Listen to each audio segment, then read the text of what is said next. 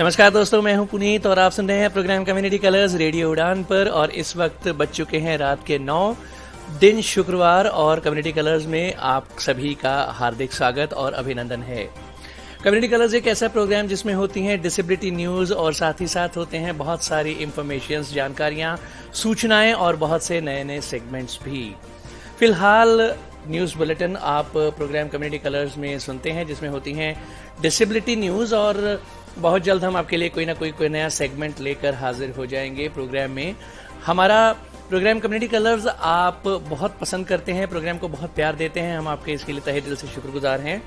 हम आपसे ये कहते रहते हैं कि अगर आप किसी तरह का कुछ सेगमेंट इस प्रोग्राम में चाहते हैं तो आप हमें सजेशन दिया करें, सुझाव दिया करें ताकि हम उन्हें अपने इस प्रोग्राम में इम्प्लीमेंट कर सकें। बहरहाल रेडियो उड़ान सुनने के लिए आप हमारी वेबसाइट विजिट कर सकते हैं www.radioudan.com, जहां पर हमारे वेब पेज पर भी प्ले बटन प्रेस करके आप रेडियो उड़ान सुन सकते हैं। और वैसे प्ले स्टोर और ऐप स्टोर दोनों पर हमारी ऐप्स अवेलेबल हैं और बहुत सारे थर्ड पार्टी प्लेटफॉर्म्स पर जैसे गूगल और एलेक्सा, एप्पल और यहाँ तक कि रिनोवा म्यूजिक पर भी हमारी रेडियो उड़ान स्ट्रीमिंग अवेलेबल है और ट्यून इन पर भी आप रेडियो उड़ान सुन सकते हैं। हमारा फेसबुक पेज लाइक करें, हमारे ट्विटर को फॉलो करें, हमारा यूट्यूब चैनल सब्सक्राइब करें, हमारे व्हाट्सएप ग्रुप्स को ज्वाइन करें। प्रोग्राम कम्युनिटी कलर्स आप सुन रहे हैं मेरे यानी पुनीत के साथ। बिना देर किए सबसे पहले आइए सुन लेते हैं न्यूज हेडलाइंस। विकलांग व्यक्ति को पैर चाटने के लिए मजबूर करने के आरोप में 2 लोग गिरफ्तार। केरल हाईकोर्ट ने विकलांग छात्रों को परीक्षा में विशेष सहायता प्रदान करने के नियमों के लिए जनहित याचिका पर केंद्र और राज्य सरकार से मांग की है। आजादी के 75 साल, अब विकलांगता पर हो रहा है गंभीरता से विचार। कठोर मानदंड, आरक्षण के तहत कम पद और क्या है विकलांग लोगों को नौकरी पाने में आ रही अड़चनें। लाखों रुपए चार्ज करने से लेकर प्रॉक्सी कैंडिडेट्स की पेशकश तक, क्या परीक्षा स्क्राइब सर्विस बदल रही है बिजनेस में। दोस्तों सुनेंगे विकलांग बच्चों के माता पिता की मुश्किलों के बारे में। बिहार में एक शिविर में 70 विकलांगों की गई जांच। राउंड टेबल ने मनाया विकलांग आश्रम में स्वतंत्रता दिवस। ऑस्ट्रेलिया बना ऑटिस्टिक मंत्री नियुक्त करने वाला दुनिया का पहला देश। रिलीज के बाद विवादों में आई आमिर खान की लाल सिंह चड्ढा फिल्म के खिलाफ हुई FIR, लगे हैं गंभीर आरोप। तो दोस्तों अभी आपने सुनी आज के प्रोग्राम की न्यूज हेडलाइंस। बढ़ते हैं डिटेल्ड न्यूज बुलेटिन की तरफ, खबरें जानने के लिए विस्तार से। न्यूज हेडलाइंस के बाद बारी डिटेल्ड न्यूज बुलेटिन की, लेकिन उससे पहले छोटा सा ब्रेक के बाद वापस आएंगे। सुनते रहिए programme community colours only on radio Udaan, a flight of life. Brought to you by Savalon Swasth India Mission. Right mask in the right way. Choose a mask which is FFP2 or N95 standard. Wear a mask such that it covers properly your nose and mouth. Programme में आप सभी का स्वागत। Detailed news bulletin जारी है। दोस्तों सुनते हैं ओडिशा से चौंका देने वाली ये खबर। ओडिशा पुलिस ने हाल ही में ये पुष्टि की है कि ओडिशा के मयूरभंज इलाके में एक नशा मुक्ति केंद्र में विकलांग व्यक्ति के साथ शर्मनाक बर्ताव किया गया है। ओडिशा पुलिस ने बुधवार 10 अगस्त को कहा कि उन्होंने दोनों लोगों को गिरफ्तार कर लिया है, जबकि उनका वीडियो वायरल हो चुका है। इस वीडियो में देखा जा सकता है कि कैसे एक विकलांग व्यक्ति को दूसरे एक व्यक्ति के पैर चाटने के लिए मजबूर किया जा रहा है। पुलिस ने पुष्टि की है कि ये घटना ओडिशा के मयूरभंज में नशा मुक्ति केंद्र में हुई है और वीडियो जुलाई 2021 का है। वीडियो के अनुसार एक आरोपी जो कथित तौर पर नशा मुक्ति केंद्र का मालिक है, लाठी लेकर खड़ा है और पीड़ित को सह आरोपी के पैर चाटने के लिए मजबूर कर रहा है। पीड़ित आरोपी से उसे बख्शने की गुहार लगाता है, लेकिन बाद में उसे धमकाया जाता है। दूसरा आरोपी पीड़ित के चेहरे के पास पैर रखकर खड़ा है। आखिरकार पीड़ित को आरोपी के पैर चाटने पड़े। बारीपदा मयूरभंज के उप विभागीय पुलिस अधिकारी के हरिप्रसाद के अनुसार घटना जुलाई 2021 की है और दोनों आरोपियों को गिरफ्तार कर लिया गया है। उनके खिलाफ भारतीय दंड संहिता की धारा 341 यानी कि गलत तरीके से रोकना, धारा 323 स्वेच्छा से चोट पहुंचाना, धारा 324 स्वेच्छा से किसी हथियार या पदार्थ से चोट पहुंचाना, धारा 307 हत्या का प्रयास और धारा 34 के तहत मामला दर्ज किया गया है। पुलिस अधीक्षक ने ये भी कहा कि आरोपियों को गिरफ्तार कर लिया गया है और इस नशा मुक्ति केंद्र को बंद करने के लिए कदम उठाए जा रहे हैं। एसपी ने कहा, नशा मुक्ति केंद्र के वायरल वीडियो के संबंध में मामला दर्ज किया गया है और दोनों आरोपियों को गिरफ्तार कर अदालत में भेजा जा रहा है और आगे की जांच भी जारी है। दोस्तों, अब लेते हैं खबर केरला से।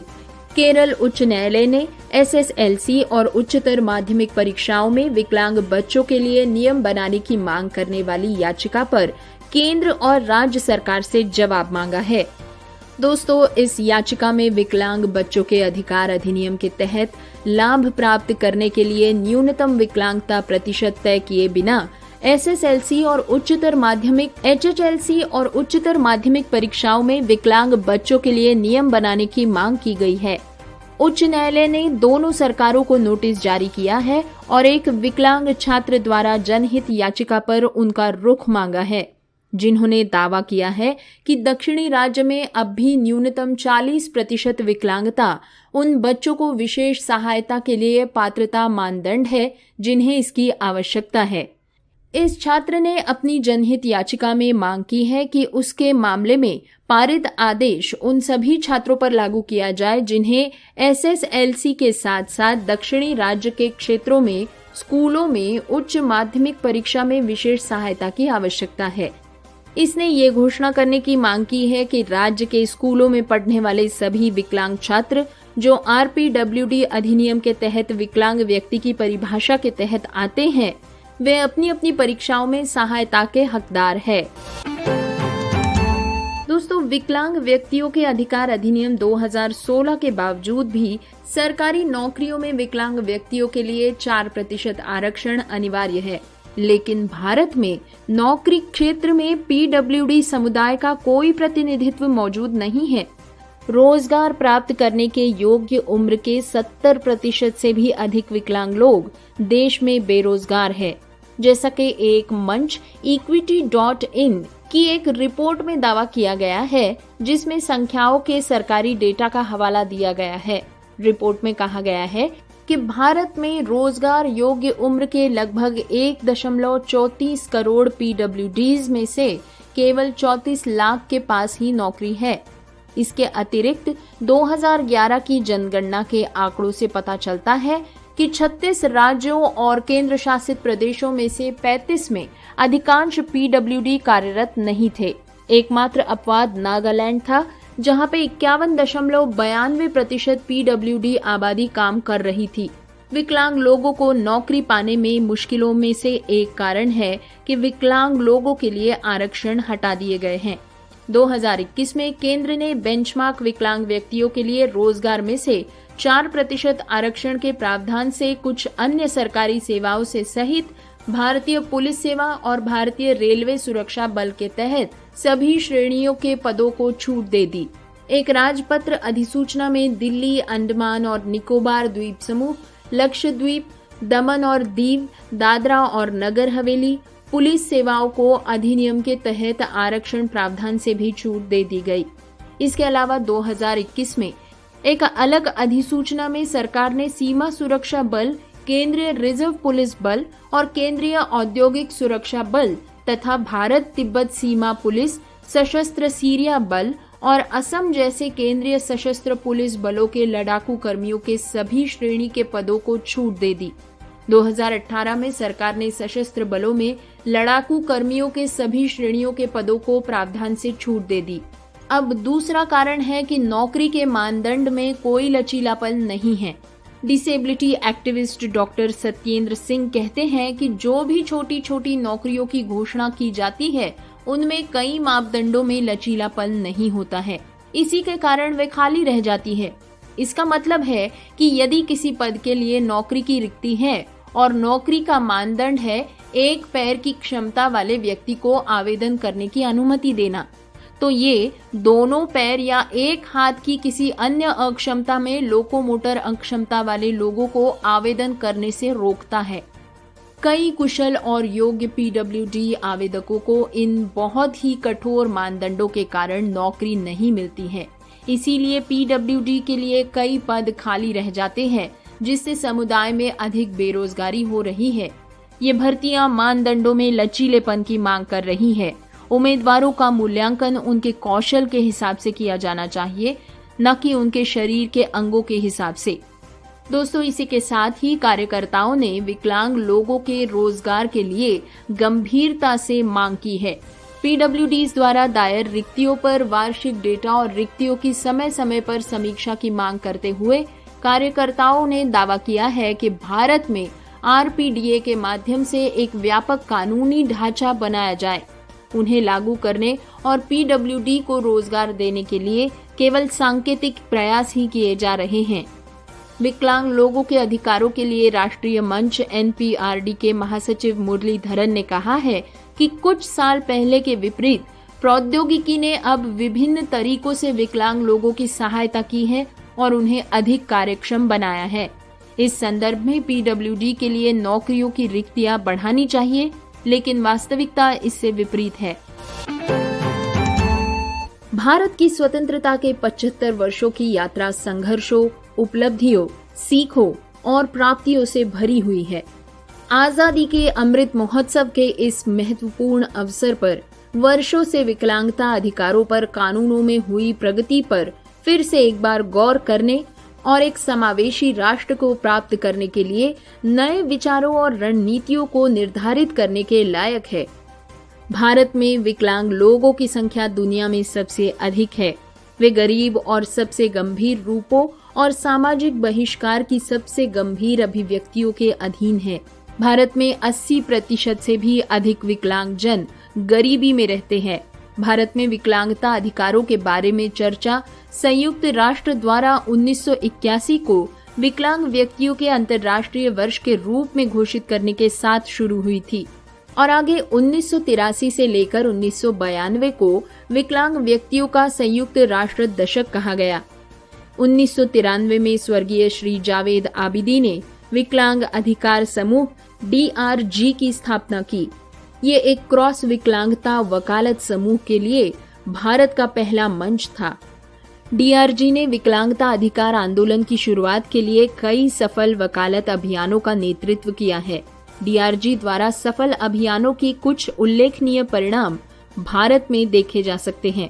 भारत के विकलांगता अधिनियम 1995 की घोषणा, 2001 और 2011 की जनगणना में विकलांगों को शामिल करना, विकलांग लोगों और विकलांग विशेषज्ञों को 12वीं पंचवार्षिक योजना की प्रासंगिक संचालन समितियों में शामिल करना, विकलांग व्यक्ति अधिनियम 1995 को अपनाने के साथ ही पहली बार विकलांग लोगों के खिलाफ भेदभाव के कृत्यों को सूचीबद्ध किया गया और विकलांग व्यक्तियों को इसके लिए उपाय खोजने का प्रावधान भी किया गया। सही मायनों में 2006 विकलांग जनों के लिए एक प्रासंगिक और महत्वपूर्ण वर्ष साबित हुआ।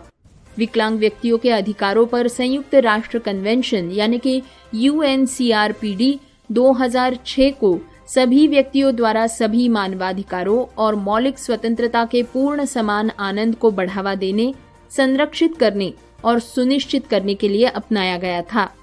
भारत UNCRPD का एक हस्ताक्षर करता है और इसकी 2007 में पुष्टि की गई है। इसी समय में अधिकार आधारित दृष्टिकोण अपनाने के साथ विकलांगता को अधिकारों के मुद्दे के रूप में देखा जा रहा था और अब कल्याण या दान के मुद्दे के रूप में नहीं देखा जा रहा था। विकलांग व्यक्तियों के स्वतंत्र, सुरक्षित और सम्मानजनक जीवन के लिए एक बाधा मुक्त वातावरण बनाने के लिए सामाजिक न्याय और अधिकारिता मंत्रालय के तहत विकलांग व्यक्तियों के अधिकारिता विभाग द्वारा सुलभ भारत अभियान शुरू किया गया था। जब 2016 में विकलांग व्यक्तियों के लिए ऐतिहासिक अधिकार अधिनियम 2016 पारित किया गया था, भारत खुद के लिए सबसे व्यापक और मजबूत कानून बना रहा था। समुदायों के अधिकारों की रक्षा की बात हो रही थी। RPWD अधिनियम 2016 ने अधिक समावेशी समाज के लिए उच्च शिक्षण संस्थानों में विकलांगता आरक्षण के लिए कोटा 3% से बढ़ाकर 5% और सरकारी नौकरियों में 3% से बढ़ाकर 4% कर दिया। अभिगम्यता अब विकलांग लोगों का अधिकार बन चुकी है। ये मानवाधिकार या सामाजिक मॉडल विकलांगता पर एक व्यक्ति और उनके पर्यावरण के बीच बातचीत के रूप में केंद्रित है, जिससे कि विकलांग लोगों से जुड़े कलंक का मुकाबला करने में समाज और विभिन्न संस्थानों की भूमिका पर प्रकाश डाला गया है। दोस्तों, तो ये बात हुई कानून की, लेकिन क्या सभी कानूनों के उपायों के बावजूद विकलांग व्यक्तियों को हर रोज भेदभाव का सामना नहीं करना पड़ रहा? इसके पीछे कारण क्या है? योजनाएं और नीतियों के कार्यान्वयन में अंतर है। विकलांग लोगों के अधिकारों के बारे में जागरूकता की कमी हमारे समाज की गहरी जड़ों तक जा चुकी है। विकलांगता के बारे में रूढ़ियों का प्रतिबिंब समाज में दिखता है। शिक्षा, स्वास्थ्य, आजीविका और समाज में भाग लेने के अवसरों तक पहुंच की कमी एक ऐसी प्रमुख बाधा है जिससे विकलांग लोग प्रगति नहीं कर पाते। सामाजिक क्षेत्र में बातचीत करने से रोक विकलांग जनों को मुख्य धारा के विकास से दूर ही रख रही है। विकलांगता के स्तर, प्रकृति और प्रकार अलग अलग होते हैं, इसीलिए प्रत्येक विकलांग व्यक्ति की जरूरतें भी अलग अलग होंगी। सभी नियमों के बावजूद विकलांगता पर डेटा हमेशा ही सांख्यिकी और निगरानी तंत्र से काफी दूर रहा है। विकलांगजन अब भी मुख्य धारा के विकास से दूर है। परिणाम स्वरूप अनजाने में विकलांग व्यक्तियों को कहीं दूर छोड़ दिया गया है। नीति निर्माता और व्यवसायी डेटा की अनुपलब्धता के कारण विकलांग व्यक्ति अपनी आशा छोड़ देते हैं। निःशक्तजन जनसंख्या की सही गणना करना हमेशा ही कठिन रहा है और कठिन रहेगा। और अब खबर दोस्तों स्क्राइब सर्विसेज के बारे में। दृष्टिबाधित छात्रों को स्क्राइब के रूप में दी जाने वाली सहायता एक व्यवसाय में बदल रही है, जहां एक और योग्य छात्रों को स्क्राइब प्राप्त करना मुश्किल हो रहा है, दूसरी ओर छात्रों की ओर से लाखों रुपए के बदले कोचिंग संस्थान स्क्राइब को पेपर हल करने के लिए प्रॉक्सी उम्मीदवारों के रूप में पेश कर रही है। परीक्षाओं के आधार पर कई दृष्टिबाधित उम्मीदवारों से कथित तौर पर स्क्राइब से 1 लाख से 5 लाख रुपए तक की मांग की गई है। बड़ी राशि के बदले स्क्राइब की उपलब्धता ने परीक्षा में मदद मिलना मुश्किल कर दिया है। इसके बदले पैसे के भुगतान की मांग अब नया ट्रेंड बनते जा रही है। ये उम्मीदवारों को, विशेष रूप से कम आयु वाले पृष्ठभूमि के उम्मीदवारों को नुकसान में डाल रहा है। 2021 में दृष्टिबाधित एक 31 वर्षीय व्यक्ति सतवीर जोगी अपनी परीक्षा नहीं दे पाए क्योंकि वो कई प्रयासों के बावजूद अपने लिए एक स्क्राइब की खोज करने में विफल रहे। पिछले कुछ वर्षों में कई सरकारी परीक्षाओं के लिए आवेदन करने वाले जोगी के लिए स्क्राइब की व्यवस्था करना हमेशा ही एक चुनौती रही है। जोगी कहते हैं कि दृष्टिबाधित उम्मीदवारों के लिए ऑनलाइन और भौतिक रूप में पठन सामग्री की कमी के कारण यहाँ तक कि एक परीक्षा की तैयारी भी दृष्टिहीन उम्मीदवारों को तुलना में अधिक कठिन मिलती है। हमारे पास स्क्राइब खोजने की सबसे बड़ी चुनौती होती है, तो ये परीक्षाएं हमारे लिए निष्पक्ष और समान कैसे? वे आगे कहते हैं कि मैंने अपना पेपर लिखने के लिए कई उम्मीदवारों को 1000 रुपए से 2000 रुपए तक भी दिए हैं। यदि कोई दृष्टिबाधित उम्मीदवार भाग्यशाली होता है तो उन्हें कभी कभी समय पर एक स्वयंसेवी स्क्राइब मिल सकता है, अन्यथा परीक्षा में बैठने के लिए स्क्राइब अपनी इच्छा के अनुसार पैसे मांगते हैं। स्क्राइब का भी प्रॉक्सी उम्मीदवारों के रूप में उपयोग किया जा रहा है। संसाधनों की कमी और दृष्टिबाधित लोगों के लिए सीमित रिक्तियों की वजह से कई लोगों ने ये अवैध रास्ता अपनाया है। दृष्टिबाधित लोगों के अधिकार कार्यकर्ता और national association for the blind के सचिव SK सिंह ने दावा किया है कि लेखक का व्यवसाय अब एक ओपन सीक्रेट हो गया है। ये स्क्राइब संसाधनों की कमी और अन्य चुनौतियों की वजह से उपज कर बाहर आया है। बेरोजगारी का दर अब तक के सबसे ऊंचे स्तर पर है और हर कोई अपनी नौकरी की सुरक्षा करना चाहता है। कई लोगों ने इससे पैसा कमाने का अवसर पाया है। वे परीक्षा में बैठने के लिए 2,000 रुपए से लेकर 5 लाख रुपए तक की मांग करते हैं। अधिक पैसे मांगने के साथ स्क्राइब भी उम्मीदवार की ओर से तैयारी करने और परीक्षा में बैठने के लिए सेवाएं दे रहे हैं। दोस्तों, कुछ प्रॉक्सी स्क्राइब्स के बारे में जानने के लिए मीडिया ने उनमें से कुछ से संपर्क करने की कोशिश की। ऐसे एक व्यक्ति जो मुंबई में एक कोचिंग सेंटर चला रहे हैं ने मीडिया को बताया कि हमारी एक अकादमी है, आपको केवल हमें सिलेबस देना है और हमें उम्मीदवार से मिलाना है। हम इसमें काफी अनुभवी हैं, इसीलिए आपको परीक्षा पास करने की चिंता करने की कोई जरूरत नहीं। उन्होंने बताया कि शिक्षकों से लेकर छात्रों तक उनकी अकादमी में सभी उम्र और विभिन्न परीक्षाओं के लिए स्क्राइब उम्मीदवार मौजूद है। स्क्राइब होने के लिए लिए जाने वाले शुल्क के बारे में बोलते हुए उन्होंने बताया कि ये परीक्षा पर निर्भर करता है। जबकि गैर तकनीकी परीक्षाओं के लिए शुल्क कम है, तकनीकी परीक्षाओं के लिए शुल्क अधिक होगा। लेकिन शुल्क के बारे में चिंता न करें, हमारे पास किस्त प्रणाली भी मौजूद है। हम किसी उम्मीदवार को नौकरी मिलने के बाद भी भुगतान ले सकते हैं। जब मीडिया ने विकलांग व्यक्तियों के अधिकारिता विभाग से संपर्क किया, जो सामाजिक न्याय और अधिकारिता मंत्रालय के अधीन है, तो अधिकारी ने नाम ना छापने की शर्त पर बताया कि अब तक हमें इस व्यवसाय की कोई शिकायत नहीं मिली है। उन्हें परीक्षा में चल रहे किसी भी स्क्राइब व्यवसाय की जानकारी नहीं है। भविष्य में हालांकि अगर उन्हें ऐसी कोई शिकायत मिलती है तो वे इसके बारे में पूछताछ करेंगे। इस बीच यदि नीति के दुरुपयोग की खबरें आती हैं तो राज्य सरकार इसकी जांच कर सकती है। डिटेल्स न्यूज बुलेटिन जारी है, लेकिन इससे पहले वक्त एक बार फिर एक छोटे से ब्रेक का है। ब्रेक के बाद फिर मिलेंगे। सुनते रहिए programme community colours on radio Udaan, a flight of life. अरे छोटी, क्या कर रही है? कुछ नहीं, बस न्यूज देख रही हूँ। ओह अच्छा। फॉरेन में तो आए दिन डिसेबिलिटी पर कॉन्फ्रेंस होती रहती है। हमारे यहाँ पता नहीं कब होगी कोई बड़ी इंटरनेशनल कॉन्फ्रेंस। अच्छा, ये सुन, शीश प्रो और ICMR ला रहे हैं भारत का पहला इंटरनेशनल मेगा इवेंट, यानी global assistive technology expo and confest 2022, यानी गेटेक। इस इवेंट का मतलब भारत में दिव्यांग जनों के हेल्पफुल इक्विपमेंट और टेक्नोलॉजी में हो रहे नए नए इन्वेंशंस, रिसर्च और उनके मार्केट में अवेलेबिलिटी का प्रदर्शन है। इतना ही नहीं, डॉक्टर, साइंटिस्ट और एक्सपर्ट्स के जरिए थॉट्स का आदान प्रदान और इन्फॉर्मेशन को शेयर करना है। यह आयोजन दुनिया भर में उपयोग किए जाने वाले आधुनिक दिव्यांग सहायक उपकरणों में प्रौद्योगिकियों के बारे में जानने में मदद करेगा। अरे वाह, तो चले? अरे अभी नहीं। कब और कहाँ? ये event GMR ground Aerocity new Delhi में 7, 8 और 9 दिसंबर को आयोजित किया जाएगा। गेटेक में भारत और दुनिया के कई देशों से दिव्यांगजनों, डॉक्टरों, स्वयंसेवी संस्थाओं, शासकीय उपक्रमों एवं दिव्यांग सहायता उपक्रमों का विशाल समागम होगा।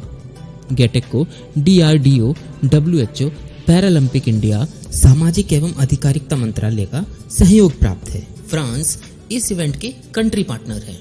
इस मेगा इवेंट में शामिल होना ना भूलें। अधिक जानकारी के लिए वेबसाइट पर जाएं www.globalassistivtech.com या फिर हमें इस नंबर पर संपर्क करें 9910717913 या फिर हमें मेल करें gaurav@iconx.in। दोस्तों, आइए अब सुनते हैं विकलांग बच्चों के पेरेंट्स की मुश्किलों के बारे में। बेंगलुरु की एक 34 वर्षीय महिला ने अपने 5 साल की बेटी को मौत के घाट उतार दिया। लेकिन सोचने वाली बात तो ये है कि माता पिता को इतनी चरम सीमा पर क्या ले जाता है। विकलांग बच्चे को पालने में कौन सी चुनौतियां आती हैं? दोस्तों, इस आर्टिकल की लेखिका है मुग्धा कालरा। वे कहती हैं कि मुझे गलत मत समझिए, लेकिन मुझे पता है कि बेंगलोर में रहने वाली महिला ने ऐसा क्यों किया। ये कहना आसान नहीं है कि आपका बच्चा दूसरों की तरह नहीं है और कभी नहीं होगा। ये समझना भी आसान नहीं है कि आपको ही एक अलग बच्चे की परवरिश करने के लिए क्यों चुना गया। ये पता लगाना भी आसान नहीं है कि बच्चा बिन रुके क्यों रो रहा है और आप जो कर रहे हैं उसका जवाब क्यों नहीं दे रहा।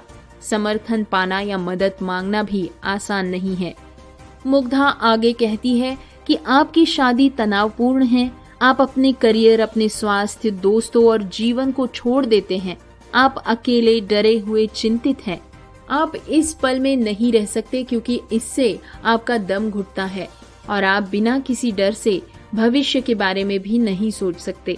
जब आप अपने अतीत को देखते हैं तो वो केवल गहरे पछतावे के साथ ही अफसोस कि ऐसा भी कभी हुआ है।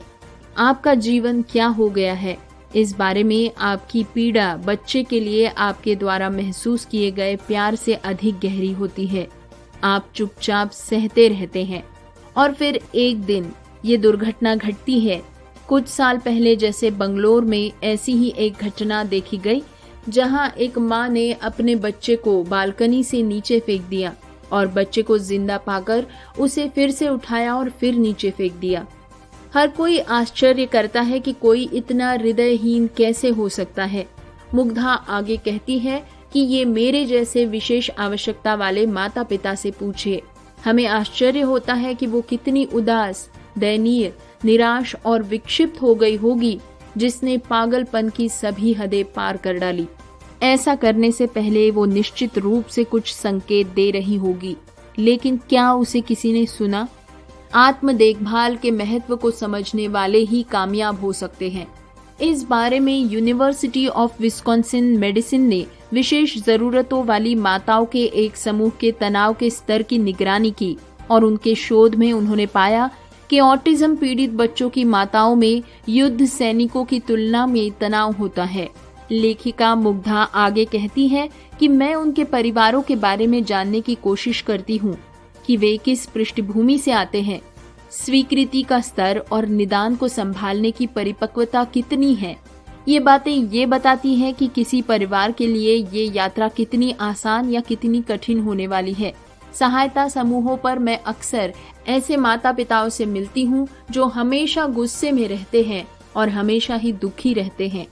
वे जो बहुत अधिक प्रश्न पूछते हैं या जो चिंता करते हैं, लेकिन ये वो लोग हैं जो सहायता समूह में हैं और शायद उन्होंने अपने समुदाय को बाहर निकलने, रोने, साझा करने, हंसने और मदद के लिए पाया है। लेकिन बहुत लोगों के लिए ये एक अकेली लड़ाई होती है। हाल ही में निमहंस बंगलौर के एक विभाग ने मुझे अपने नए सलाहकारों से विशेष जरूरतों वाले माता पिता की यात्रा के बारे में बात करने के लिए कहा, ताकि वे बेहतर ढंग से समझ सके कि एक टीम कैसे बने और बच्चे की मदद कैसे करे। और मैं केवल इतना ही कह सकती थी कि माता पिता के ऊपर ही इसमें सबसे बड़ी जिम्मेदारी का काम था। स्वीकृति का बोझ बहुत बड़ा है। दुख के अपने चक्र में माता पिता उन चरणों में फंस जाते हैं जिन्हें स्वीकार करने के लिए पार करने की आवश्यकता होती है। दुख, इनकार, आक्रोश, भय, ये सब भारी भरकम शब्द ही नहीं बल्कि माता पिताओं की भावनाएं हैं। जागरूकता की कमी, स्वीकृति की कमी, सामाजिक उदासीनता और निर्णय, इन सभी से इन माता पिताओं को लगातार जूझना पड़ता है। जब आप ये पता लगाने की कोशिश कर रहे हैं कि अपने बच्चे की सबसे अच्छी मदद कैसे कर सकते हैं, तो अपनी खुद की चिंता से निपटना बहुत मुश्किल है और इस प्रक्रिया में आप खुद को भूल जाते हैं, आपका जीवन उदास बना लेते हैं। महिलाओं के लिए ये बहुत ही कठिन है क्योंकि वे एकमात्र कार्यवाहक बन जाती हैं। पिता अपने काम के लिए घर से बाहर निकलते हुए माहौल से दूर हट जाते हैं, लेकिन ज्यादातर महिलाओं के लिए ऐसा कोई ब्रेक उपलब्ध नहीं होता है और इसीलिए पहली सबसे महत्वपूर्ण बात माता पिता की काउंसलिंग करना है और परिवार के लिए सहायता प्राप्त करना है।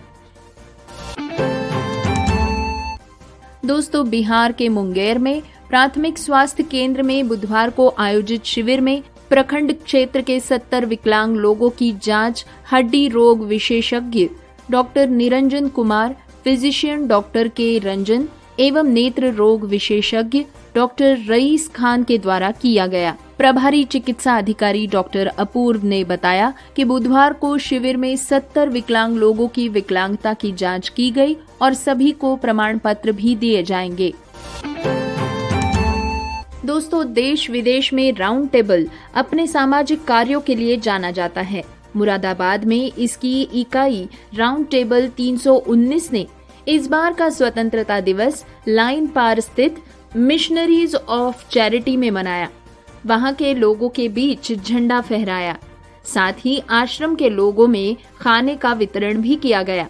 आश्रम के लोगों ने संस्था के इस कार्य की काफी सराहना की। इसके बाद में एक रैली का आयोजन भी किया गया। इस दौरान रैली में शामिल हर कार पर तिरंगा लहराया गया। राउंड टेबल के पूर्व चेयरमैन वैभव गोयल ने बताया कि हमारा दायित्व है कि अनाथ, विकलांग, वृद्ध आश्रमों में त्योहार मनाए जाएं। दोस्तों, अब खबर ऑस्ट्रेलिया के बारे में। ऑस्ट्रेलिया में पहली बार ऑटिस्टिक मंत्री नियुक्त की गई है। दक्षिण ऑस्ट्रेलिया के प्रीमियर माने कि मुख्यमंत्री पीटर मैलिनोस्किस ने एमिली बार्क की असिस्टेंट मिनिस्टर फॉर ऑटिज्म के पद पर नियुक्ति का ऐलान किया है। इसके बाद ऑस्ट्रेलिया ऑटिस्टिक मंत्री नियुक्त करने वाला संभवतः दुनिया का पहला देश बन चुका है। मुख्यमंत्री मैलिनोस्किस ने कहा कि ऐसे लोगों का बेहतर प्रतिनिधित्व सुनिश्चित करने के लिए ये कदम उठाया गया है। हम ऑटिज्म से जुड़ी समावेशी रणनीति लागू करने के लिए प्रतिबद्ध हैं। मुख्यमंत्री ने कहा कि हर सरकारी प्राथमिक स्कूल में एक प्रशिक्षित शिक्षक की नियुक्ति होगी और प्री स्कूलों में ऐसे कर्मचारियों की संख्या बढ़ाई जाएगी जिन्हें ऑटिज्म संबंधी प्रशिक्षण मिला हो। इसके लिए लगभग 1.5 अरब रुपए की राशि का निवेश किया जाएगा। दोस्तों, एक अनुमान है कि ऑस्ट्रेलिया में 2 लाख लोग ऑटिज्म से पीड़ित है। देश की विकलांगता बीमा योजना के मुताबिक ये सबसे बड़ा प्राथमिक अपंगता समूह है। सरकारी आंकड़ों पर गौर करें तो ऑटिज्म पीड़ित लोगों के 10वीं कक्षा तक पढ़ पाने की संभावना अन्य लोगों के मुकाबले आधी होती है, जबकि अन्य विकलांग लोगों के मुकाबले उनके बेरोजगार रहने की संभावना 3 गुना ज्यादा होती है। ऑस्ट्रेलिया में हर 100 में से 1 व्यक्ति ऑटिस्टिक है। उन्हें स्कूलों में मदद देने का अर्थ होगा कि आगे आने वाले समय में वे ज्यादा आत्मनिर्भर हो पाएंगे। विशेषज्ञों के मुताबिक ऑटिज्म एक मानसिक रोग है। बच्चे इसके अधिकतर शिकार होते हैं। एक बार ऑटिज्म की चपेट में आने के बाद बच्चे का मानसिक संतुलन संकुचित हो सकता है। इस कारण बच्चा और परिवार समाज से दूर रहने लगते हैं। इसका दुष्प्रभाव अधिक उम्र के लोगों में भी देखने को मिलता है। उन्हें व्यवहार और सामाजिक मेलजोल में कई तरह की समस्याओं का सामना करना पड़ता है। माना जाता है कि दिमाग के कुछ हिस्सों में समस्या के कारण ये रोग हो सकता है। लड़कियों की तुलना में लड़कों में ऑटिज्म का खतरा 4 गुना अधिक होता है। कई बार ये वंशानुगत भी हो सकता है। भारत के राष्ट्रीय स्वास्थ्य पोर्टल के अनुसार देश में 18 लाख लोग ऑटिज्म के शिकार है। अनुमान के मुताबिक दुनिया में प्रति 10,000 लोगों में 20 व्यक्ति इससे प्रभावित है। दोस्तों, रिलीज के बाद आमिर खान की फिल्म लाल सिंह चड्ढा विवादों में आ गई है। उनकी फिल्म के खिलाफ शिकायतें दर्ज हुई हैं। दिल्ली के एक वकील ने शुक्रवार को दिल्ली पुलिस आयुक्त संजय अरोड़ा को आमिर खान, पैरामाउंट पिक्चर्स और कई अन्य लोगों के खिलाफ फिल्म लाल सिंह चड्ढा में कथित रूप से भारतीय सेना का अपमान करने और हिंदू भावनाओं को आहत करने के लिए शिकायत दर्ज करवाई है। वकील विनीत जिंदल ने पुलिस को दी अपनी शिकायत में आरोप लगाया है कि फिल्म में आपत्तिजनक कंटेंट है। उन्होंने आमिर खान, निर्देशक अद्वैत चंदन और पैरामाउंट पिक्चर्स के खिलाफ आईपीसी की धारा 153, 153A, 298 और 505 के तहत एफआईआर दर्ज करने की मांग की है।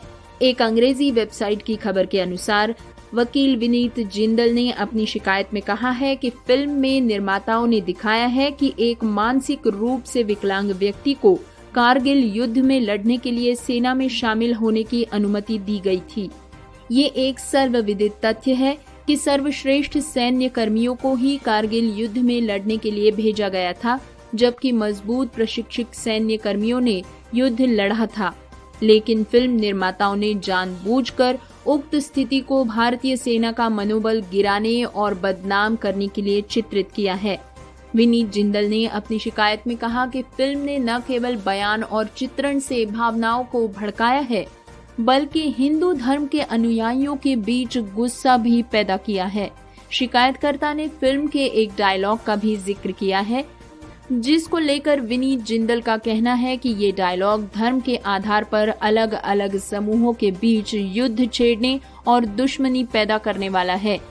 ये एक धर्मनिरपेक्ष लोकतांत्रिक देश की विचारधारा के खिलाफ है और ये भारतीय सेना के खिलाफ शरारत भी है, जो कि देश के कानून के अनुसार एक अपराध है। इसके अलावा विनीत जिंदल ने और भी ढेर सारी बातें की हैं। तो डिटेल्ड न्यूज बुलेटिन के बाद हम आपको सिर्फ इतना कहना चाहेंगे कि आपको हमारा प्रोग्राम कैसा लगा हमें बताइएगा जरूर। अपना फीडबैक जितने तरीके ऊपर पहले हम रेडियो उड़ान सुनने के आपको बता चुके हैं, उनमें से किसी भी तरीके से आप अपना फीडबैक हम तक पहुंचा सकते हैं। अपने फीडबैक हमें जरूर दीजिए ताकि हम इस प्रोग्राम को बेहतर बना सके। बहरहाल अब प्रोग्राम के अंजाम की बारी। प्रोग्राम के आखिर में न्यूज हेडलाइंस एक बार फिर। विकलांग व्यक्ति को पैर चाटने के लिए मजबूर करने के आरोप में 2 लोग गिरफ्तार। केरल हाईकोर्ट ने विकलांग छात्रों को परीक्षा में विशेष सहायता प्रदान करने के नियमों के लिए जनहित याचिका पर केंद्र और राज्य सरकार से मांग की है। आजादी के 75 साल, अब विकलांगता पर हो रहा है गंभीरता से विचार। कठोर मानदंड, आरक्षण के तहत कम पद और क्या है विकलांग लोगों को नौकरी पाने में आ रही अड़चनें। लाखों रुपए चार्ज करने से लेकर प्रॉक्सी कैंडिडेट्स की पेशकश तक, क्या परीक्षा स्क्राइब सर्विस बदल रही है बिजनेस में। दोस्तों सुनेंगे विकलांग बच्चों के माता पिता की मुश्किलों के बारे में।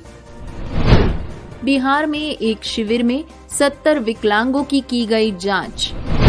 राउंड टेबल ने मनाया विकलांग आश्रम में स्वतंत्रता दिवस।